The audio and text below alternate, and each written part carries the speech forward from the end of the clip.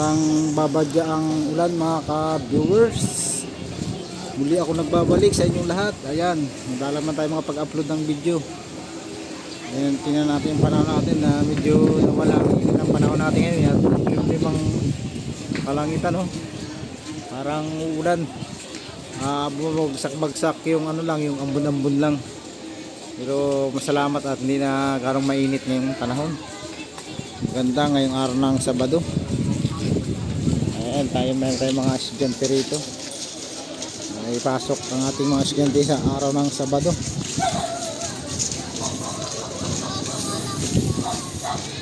Ayan mga ka-viewers, dito tayo ngayon sa Marabeles Bataan para kay Sisiman ang ating lokasyon.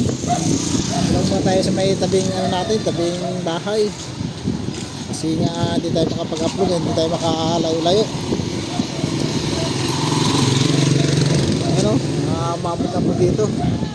Medyo mainit ang maaliwalas ang ating panahon ngayon.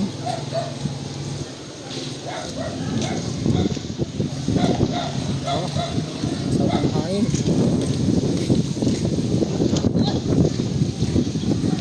Ito, anong tinda mo? Kana? Ubos na? Suso, arosit, talaga. Maayos yun ano panahon ngayon mga ka-viewers? Garong mainit. Si Michael Arojada ang gumagawa ng mga electric fan dito.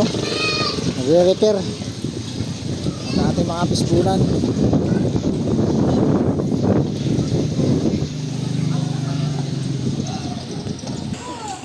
Ayan, umaambon-ambon mga ka-viewers. Hindi katulad ng karaang araw ay napakatindi ng init natin dito ngayon, no? Ipasok ngayon Sabado. Ay sibuy bola. Titinda ng baseball. Magandang panahon at magtatakbuhan ng mga estudyante ngayon kasi hindi mainit. Limlim. Pero maambon-ambon Ay mga viewers, kita-kita na lang tayo sa sunod na araw pag ito ay natapos ang ating mga trabaho dito. Kaya hindi tayo nakakapag-vlog ng maganda.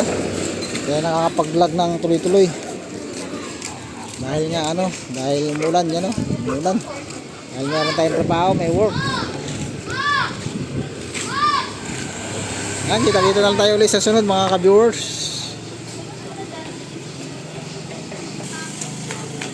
Lupit